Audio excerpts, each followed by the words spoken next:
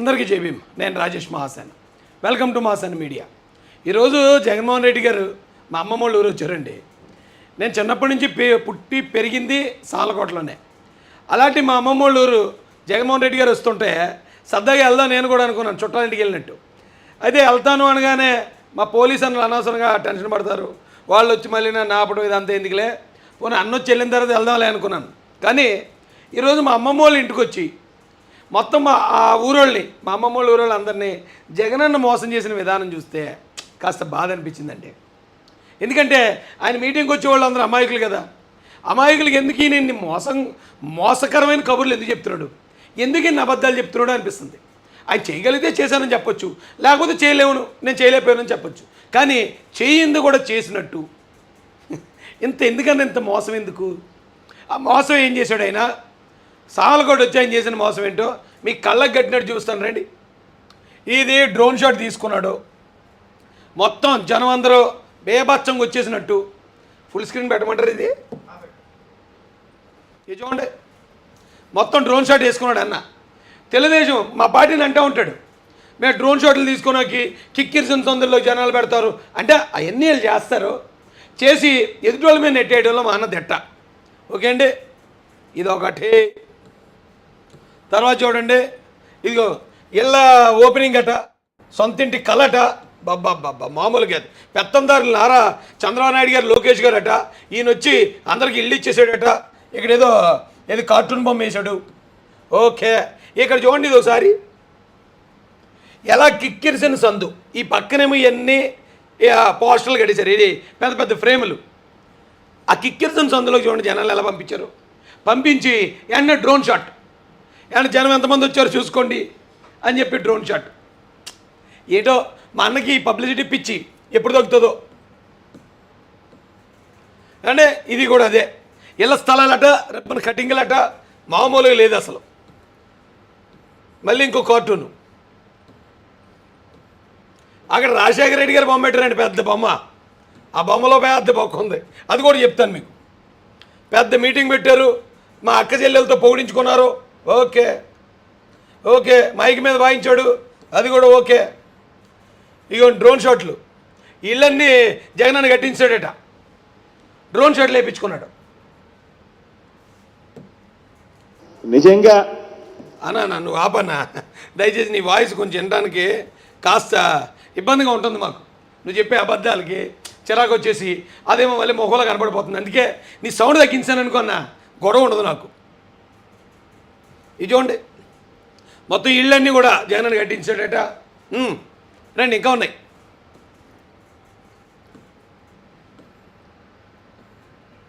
పాపం అక్కడ కూడా పవన్ కళ్యాణ్ గారి పెళ్ళిళ్ళ గురించి, దాని గురించి మళ్ళీ ప్రత్యేకంగా మాట్లాడదామండి. ఇది మళ్ళీ ఇంకో డ్రోన్ షాట్. నిజంగా ఇంత ఇలా చూపిస్తే చూసిన సరే ఉండండి. ఇల్లు నాకు తెలుసు, మా అమ్మమ్మ వాళ్ళ ఊరే కదా, ఆ ఇల్లు ఓనర్లు నాకు తెలుసు. ఏదో ఒక ఇల్లుని సెలెక్ట్ చేసుకున్నారు. ఇగో చక్కగా వాళ్ళు బాగా సొంత డబ్బులతో కట్టుకున్న ఇల్లుని ఏదో జగనన్నే కట్టించేసినట్టు వాళ్ళ అఫీషియల్ పేజ్లో పెట్టించుకున్నారు. జగనన్న కట్టించిన ఇల్లు ఎలా ఉందో చూపిస్తాను నేను, మబ్బులు ఎండిపోతాయి ఒక్కొక్కడికి. ఇప్పుడు ఈయన చూపించిన ఇల్లు ఏదైతే ఉందో ఇది ఒకవేళ జగన్మోహన్ రెడ్డి గారు ఇచ్చిన స్థలం అయితే అయి ఉండొచ్చు, కానీ ఇల్లు కట్టింది మాత్రం వీళ్ళు కాదు. జగన్మోహన్ రెడ్డి గారు కట్టించిన ఇల్లు 30,000 తీసుకుని కట్టించారు. అవి ఎలాగో చూపిస్తాను మీకు.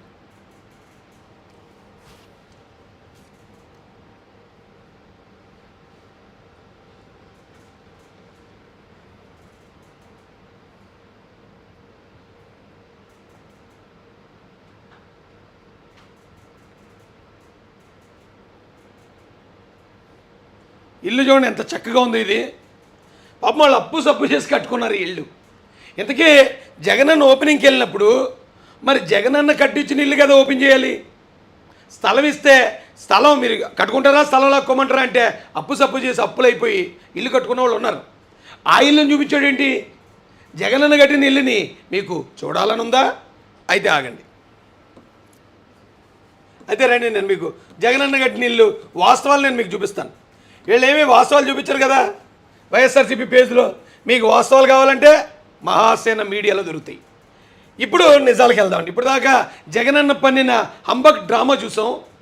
ఇప్పుడు వాస్తవాలు ఏంటని చూద్దాం రండి. ఒకసారి ఈ వీడియో చూడండి మీరు. ఇళ్ళన్నీ ఇలా వరుసగా ఉన్నాయి కదా, ఇళ్ళన్నీ చూస్తే ఎలా అనిపిస్తుంది మనకి? బా సూపర్ ఉన్నాయిరా బాబు, అసలు ఇల్లు ఎంత బాగా కట్టాడో అనిపిస్తుంది. కానీ దీని వెనకాతలు ఉన్న ఏదైతే గ్రాఫిక్స్ అట్ట ఫిట్టింగ్ అని వారు గతంలో ఆ అట్ట ఫిట్టింగ్ ఏంటో మీకు చూపిస్తాను రండి. ఇది ఈ ఫోటోని మీరు గుర్తుపెట్టుకోండి. ఇలాగా దీని ఒరిజినల్ ఏంటంటే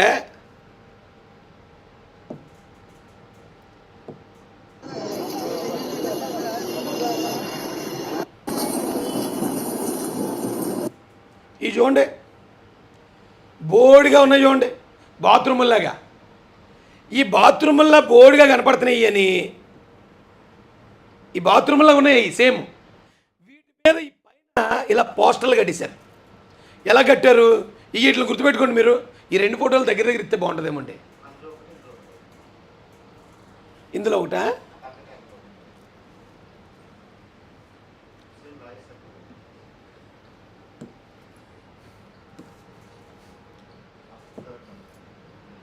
ఇదిగో మీకు ఈ చూడండి ఎలా పెట్టారో పైన.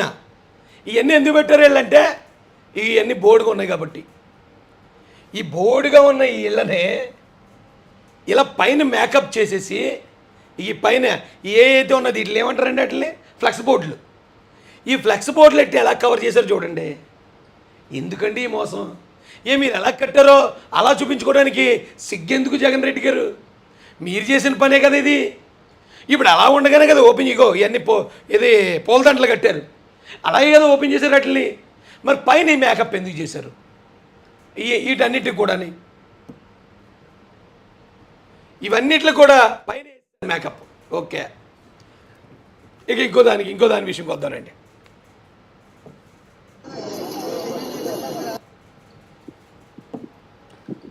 ఇది జగనన్న మొత్తం 25 లక్షలు ఇల్లు కడతా అన్నాడు. ఇది మా ఊర్లో అండి, మా ఊరి పరిస్థితి. ఇప్పుడు జగన్ ఎక్కడ ఉన్నాడు? తాడేపల్లిలో ఉన్నాడు. తాడేపల్లిలో ఉన్న వ్యక్తి సామలకోట వచ్చి ఇల్లు ఓపెన్ చేయటం తాడేపల్లిలో ఓపెన్ చేయొచ్చు కదా, విజయవాడలో చేయొచ్చు కదా, గుంటూరులో చేయొచ్చు కదా, ఆ పక్కన ఉన్న ఎక్కడైనా చేయాలి కదా. ఎందుకు అక్కడి నుంచి సామలకోట ఎందుకు వచ్చాడు? ఎందుకంటే సామలకోటలో మాత్రమే అక్కడ ఉన్న స్థానికులంతా సొంత డబ్బులతో ఇల్లు కట్టేసుకున్నారు. వాళ్ళు కట్టుకున్న ఇల్లుని ఈ నెలలో ఓపెన్ చేశాడట. ఎంత దారుణం అండి! అన్న కడితే 25 లక్షలు ఇల్లు కడితే మరి మొత్తం రాష్ట్రం అంతా అయిపోయి ఉండాలి కదా. నువ్వు తాడేపల్లిలో కూడా ఓపెన్ చేయాలి కదా. ఎందుకు చేయలేకపోయావునా? ఎందుకు మా అమ్మ వాళ్ళ ఇంటికి వచ్చావు? ఇది ఉత్తరకంచేది, మా సొంతూరు. అసలు ఇక్కడ ఓన్లీ రాళ్ళు ఉంటాయి తప్ప ఇళ్ళ స్థలం అనే పేరుకి ఇప్పటికొచ్చి ఒక్కడ కూడా అందజేయలేదు. ఒకసారి చూడండి, ఇగో రాళ్ళు, ఇగో వేసిన రాళ్ళు ఉన్నాయి, ఇదో రాయి. ఏ ఇళ్ళ స్థలాలు ఉత్తరకంచలో మా ఊర్లు ఇచ్చినాయి. మరేనా ఇక్కడ కనీసం ఓ పూరిపాకన కట్టలేదు. భలేవాడు నువ్వు. ఇది వచ్చే దారిలో ఇప్పుడు సామలకోట నుంచి వచ్చేస్తున్నారట మా వాళ్ళు. వస్తున్నప్పుడు ఇది కిర్లంపూడిలో ఇచ్చాడు జగనన్న ఇళ్ళ స్థలాలు అని చెప్పి చాలా గొప్పగా. ఇగో వాటి పరిస్థితి, బీర్ బాటిళ్ళు. ఇది చూడండి, ముఖ్యమంత్రి చేస్తే రాష్ట్రం అంతా చేయాలి కదా. ఇవన్నీ పెద్ద పెద్ద ముళ్ళకంపలు మొలిసేసి ఉన్నాయి. ఇవి కూడా కావాలంటే మీరు చెక్ చేసుకొచ్చి వెళ్ళి. కిర్లంపూడిలో న్యూమాన్ మిషన్ అని ఒక సంస్థ బిల్డింగ్స్ ఉంటాయి, దానికి ఆపోజిట్లో స్థలాలు జగనన్న ఇళ్ల స్థలాలు. అలా ఇళ్ల స్థలాల పరిస్థితి ఇది. ఇందులో నేను ఏదైనా అబద్ధం చెప్తే మేము కేసు పెట్టచ్చు, తప్పలేదు.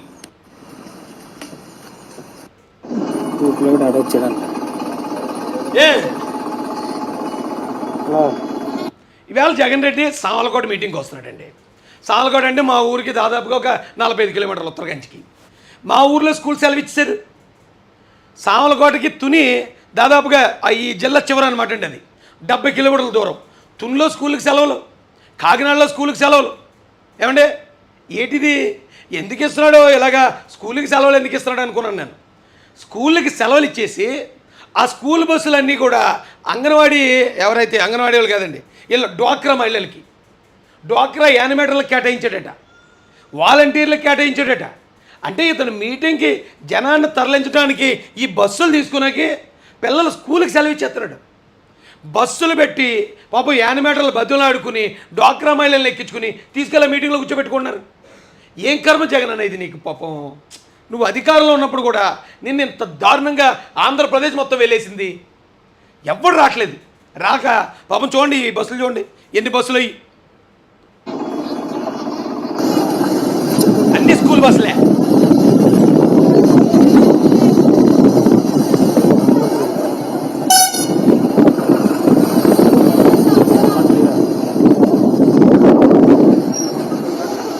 ఓ పక్కన యువగాళం పాదయాత్ర మా జాతీయ కార్యదర్శి లోకేష్ గారు చెప్తుంటే వేలాదిగా జనం వచ్చేస్తున్నారు, నడుచుకుంటూ వచ్చేస్తున్నారు, సొంత కార్లు వేసుకుని సొంత బళ్ళు వేసుకుని వచ్చేస్తున్నారు. మరో పక్క చంద్రబాబు నాయుడు గారు ఎప్పుడైనా బయటకు వస్తే రాత్రి 1 గంట అయినా రాత్రి 12 అయినా సరే అలా నిలబడి ఉంటున్నారు. ఏ బస్సులు పెట్టట్లే, ఏ బీర్లు బిర్యానీలు టిఫిన్లు ఏమీ లేవు. అరే ప్రతిపక్ష నాయకులు వెళ్తూ ఉంటే జనాలు వేలల్లో తరలిస్తున్నారు. వాళ్ళ దగ్గర అధికారం కూడా లేదు. నీ దగ్గర అధికారం ఉంది, నేను రోజుకు 30 రూపాయలు ఎత్తున్నాను అంటున్నావు, సెంటు భూమి ఎత్తున్నాను అంటున్నావు, మరోటి అంటున్నావు, నీకు జనం రావట్లేదు ఏంటన్నా? అరే రే రే రే కార్యకర్తలేరి మొత్తం మీటింగ్ నిండా ఈ డోక్రా అక్క చెల్లెళ్ళే మొత్తం అందరినీ వాళ్ళని కూర్చోబెట్టు తీసుకెళ్ళి నువ్వు పక్కన మాడుతూ ఇంకో పక్కన వాళ్ళు బయటికి పోతున్నారు. ఎంత కర్మ వచ్చిందన్నా నీకు. అయితే అన్నిటికన్నా మిన్న లాస్ట్లో ఉందండి అసలైన ట్విస్ట్. ఏంటో ట్విస్ట్? ఆ ట్విస్ట్ ఇది కాదు, ఆ ట్విస్ట్ ఇంకోటి ఉంది, ఇది కూడా ఒక ట్విస్టే. ఇక్కడ పాపం మన దివంగత నేత రాజశేఖర రెడ్డి గారు బొమ్మ పెట్టారు. రాజశేఖర రెడ్డి గారి బొమ్మ పెట్టడానికి 4 సెంట్లు స్థలం కేటాయించారు. 4 చనిపోయిన వ్యక్తికి 4 సెంట్లు స్థలం, బ్రతుకున్న కుటుంబానికి 1 సెంటు. అన్న జగనన్న, నువ్వు మా బిడ్డవా అన్న? నువ్వు మా బిడ్డవే. మా బిడ్డవ కాదన్న, నిజంగా నువ్వు క్యాన్సర్ గడ్డవే, మా నాయకులు నారా చంద్రబాబు నాయుడు గారు చెప్పినట్టు. ఇంకో విషయం ఏంటంటే ఇందులో మొత్తం ఇది ఇలా కట్టడానికి 28 నుంచి 30 లక్షలు ఖర్చు అయిందట. 28 నుంచి 30 లక్షల రూపాయలు. ఈవేళ అన్న ఈ ప్రోగ్రాం మొత్తం చేయడానికి దాదాపు 5 నుంచి 10 కోట్లు అయి ఉంటుంది. ఈజీగా 5 నుంచి 10 కోట్లు అయి ఉంటుంది. కానీ అక్కడ పేదలు కట్టుకోలేకపోతున్నాం అండి మేము వెళ్ళు, మాకు డబ్బులు లేవంటే వాళ్ళ దగ్గర 30,000 తీసుకున్నారు. ఏమంటే 30,000 పేదోడి దగ్గర తీసుకునే బదులు మీ నాన్నగారి విగ్రహం ఈ 30 లక్షల విగ్రహం పెట్టకుండా ఉంటే ఓ 100 మందికి ఇల్లు కట్టించవచ్చు కదా. 100 మంది 100 కుటుంబాలకు వచ్చే ఇళ్ల కన్నా మీ నాన్నగారి ఇదే గొప్ప, ఆయనది గొప్ప. ఆయన విగ్రహం లేకపోతే ఏమవుతుంది? ఈ విగ్రహం ఖర్చుతో 100 ఇల్లు కట్టించవచ్చు జగనన్న. కానీ అమాయకులైన కట్టిక పేదలు 30,000 కూడా లేరంటే ఎంత పేదలై ఉంటారు? వాళ్ళ దగ్గర ముక్కు పిండి వసూలు చేశారు 30,000. ఈవేళ కార్యక్రమానికి ఒక 5-6 కోట్లు 10 కోట్లు అయి ఉండొచ్చు, 5 కోట్లు అయి ఉండొచ్చు, ఎన్నో కానీ కోట్లే కదా. మరి ఆ కోట్లతో పెట్టి కట్టించాలంటే ఒక్కొక్కరికి 30,000 ఇచ్చి మొత్తం ఎన్ని వేల ఇల్లు కట్టించవచ్చు అక్కడ? ఈయనకి కావాల్సింది పేద ప్రజలకు ఇల్లు రావడం కాదండి, ఈయనకి కావాల్సింది పబ్లిసిటీ రావటం. పబ్లిసిటీ కావాలా? అక్కడ ఎవరికాడే కష్టపడి ఇల్లు కట్టుకుంటే ఈ నెల రిబ్బన్ కటింగ్ చేస్తాడు, ఎవరికాళ్ళ టైల్స్ వేసుకుంటే ఈ నెల చూసుకుని అవన్నీ చూసుకు వీడియో తీయించి ఇందులో పెట్టుకుంటాడు.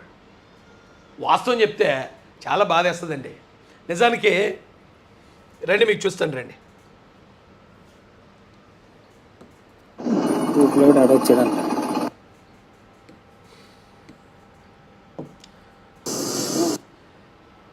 నేను మొన్న సాలకోట దారిలో ఆ దారిలో వచ్చాను. వస్తూ చూశాను జగనన్న ఎక్కడికి వస్తున్నాడు అంటే ఓహో మన అమ్మమ్మ వాళ్ళ ఇంటికి వస్తున్నాడా, సరే చూడాల్సిందే అన్న ఏ పాట అయితే కట్టేసాడు ఇల్లని ఆగానండి. అక్కడ ఆగితే ఆ ఇల్లు ముందైతే నేను ఇల్లు అనుకోలేదు. అయ్యి వెనకాతలు కొంతమంది వాళ్ళ సొంత డబ్బులతో కట్టుకుని ఇల్లు ఉన్నాయి. ఎదర జగనన్న కట్టించినవి చూసి వాళ్ళకి బాత్రూమ్లో ఇక్కడ కట్టుకున్నారు అనుకున్నాను. నిజం చెప్తున్నాను నేను జగన్ గారిని విమర్శించాలని చెప్పట్లే. ఇవి కామన్ బాత్రూమ్లేమో, మొత్తం ఈ కాలనీ మొత్తానికి ఇవి కామన్ బాత్రూమ్లేమో అనుకున్నాను. కానీ అవే జగనన్న కట్టించిన ఇల్లు. మిగతా ఆయన కూడా కష్టపడి ఎవరికాలు కట్టుకునే ఇల్లు. ఎందుకంటే జగనన్న కట్టించిన బాత్రూమ్ లాంటి ఇల్లు ఒకసారి మీరు చూడండి.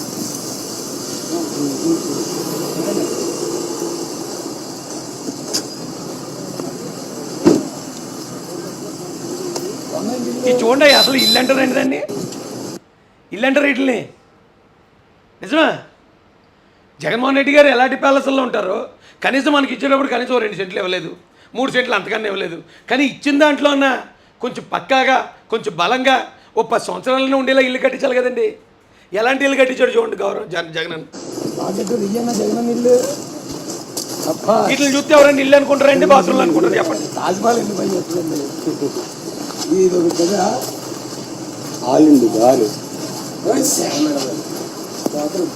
బాత్రూమ్ అటండి ఇది. Very good bath. నేను ఒక నించుంటే అయిపోయింది ఆ బాత్రూమ్ పని. ఒకటే రూమా?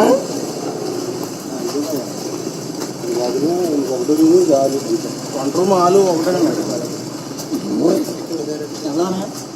వెళ్ళాలంటే అది గడప లాంటిది అన్న, గడప కాదు. ఇవన్నీ కూడా అయ్యాయి ఈ పక్కన కట్టి అన్ని.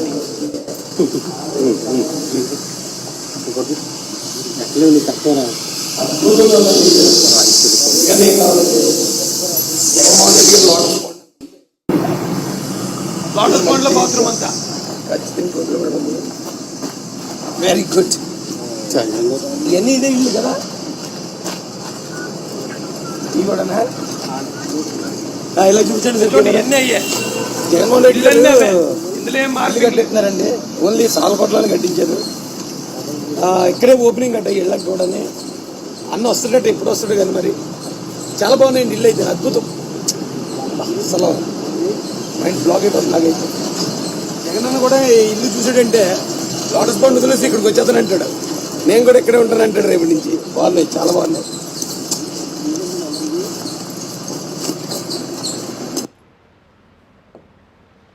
ఏమంటే చూసారు కదా ఇల్లు ఎలా ఉందో. ఆ ఇల్లు కోసం ఇంత బిల్డప్ అవసరం అండి. ఇట్లా చూడండి ఎలా మేకప్ చేస్తారు పైన. ఇలాగే పూల హారాలు కట్టేస్తే ఆ లోపల ఉన్నది పోద్దా? ఏమంటే లోపలంతా కుళ్ళిపోయి ఉంటే పైన సెంటు కొడితే అయిపోద్దా? ఎవరిని మోసం చేయలేదు ఇది. చంద్రబాబు నాయుడు గారు టిట్కో ఇల్లు కట్టారు, అపార్ట్మెంట్లు. అవి ఇప్పుడు వచ్చి ఒక్కరికి కూడా ఇవ్వలేదు.